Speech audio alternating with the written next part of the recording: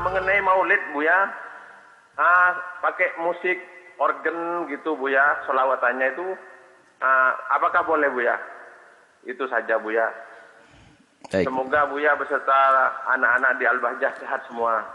Doakan saya Buya selalu Buya. Amin ya rabbal alamin. Dalam beragama itu ada martabat.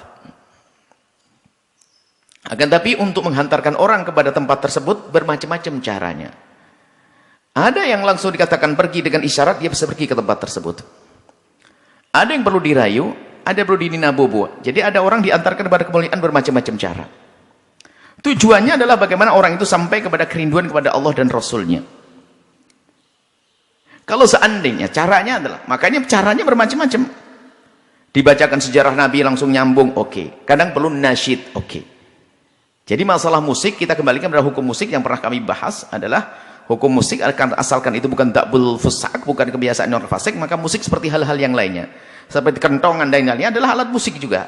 Asalkan itu tidak menjadi ciri khasnya orang fasik, maka hal itu bukan menjadi sesuatu yang terlarang. Kalau sudah menjadi ciri khasnya orang fasik, maka itu nggak diperkenankan. Kembali kepada permasalahan yang pernah kami bahas tentang hukum musik, bisa dilihat.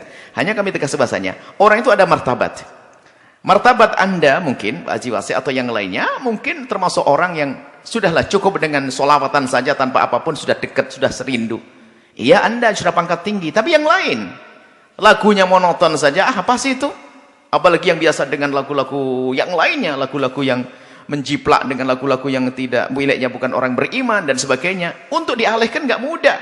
Sehingga perlu dikemas yang cantik, yang indah, suara yang merdu, kemudian juga irama yang menarik, indah, agar dia tertarik. Setelah itu dia mulai kenal salawat kepada baginda Nabi SAW. Ini martabat, bukan martabat orang pertama, ini martabat orang ini. Lah kalau orang sudah martabat tinggi, dengar-dengar musik begitu, ya buang-buang waktu. Seorang syekh ustaz yang sudah sibuk dengan santrinya, zikir saja kurang waktu, sempat goyang-goyang kakinya dengar lagu-lagu nasyid dengan musik, ya nggak pantas itu, martabatnya kan beda. Akan tapi ada sebagian orang martabatnya itu, bandingannya apa? Daripada dia adalah dengar lagu-lagu yang sambil macam-macam yang buka aurat dan sebagainya, dialihkan ke sini. Ini masa transisi, menghantarkan orang. Artinya kita perlu menyesuaikan hal yang demikian ini. Jangan gampang kita mengatakan itu tidak boleh dan sebagainya. Sementara anak-anak muda kita juga perlu hiburan.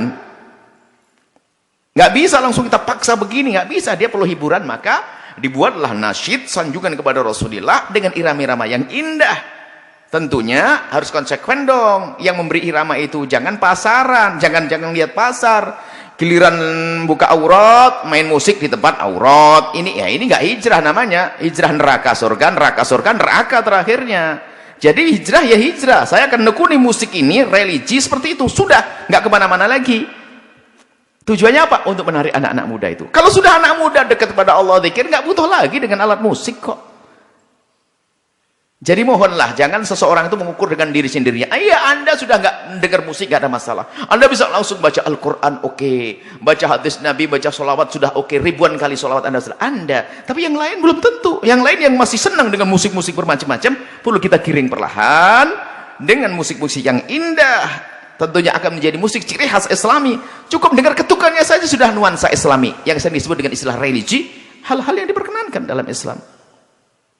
Seperti itu. Jadi hal ini adalah berbeda. Ada makom fatwa, ada makom irsyad. Nah, irsyad itu memberikan petunjuk kepada orang, kepada yang lebih mulia. Sehingga kalau ada orang bertanya, musik bagi saya boleh enggak kira-kira? Ya enggak boleh lah untuk kelas kamu kok musik-musik begitu. Kamu kan kelas seorang guru turkoh, guru torekoh, guru fikih, habis masa ini enggak pantas. Dengar-dengar musik enggak cukup waktu untuk itu. Oh iya sudah. Kalau saya Ustaz, saya gimana? Siapa ente?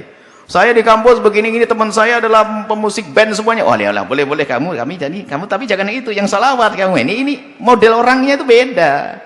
Jadi kita itu dakwahnya para ulama dulu juga begitu, tidak langsung pangkas, nggak boleh ini, nggak boleh, disesuaikan. Cuman kita harus tahu bahasanya ini adalah masa transisi untuk menyeberang ke pulau seberang menuju ini. Kalau jangan balik lagi. Dan jangan menikmati di situ. Jadi seperti itu. Jadi kita juga mendukung anak-anak muda yang berkreasi untuk menciptakan syair-syair indah tentang sanjungan kepada Rasulullah, dibarengi dengan lagu-lagu yang menarik, untuk menarik mereka-mereka yang masih saat ini tenggelam di dalam dunia musik yang tidak jelas, atau bahkan yang jauh dari Allah, untuk dientaskan melek masing lihat musik nuansa islami terus digiring sehingga nanti di saat dia kenal Allah, kenal Al-Quran, kenal sholawat, ini akan berkurang itu semuanya. Seperti itu. Jadi ada tahapan-tahapan di dalam kita mengajak orang kepada kebaikan. Jangan dianggap orang itu satu model.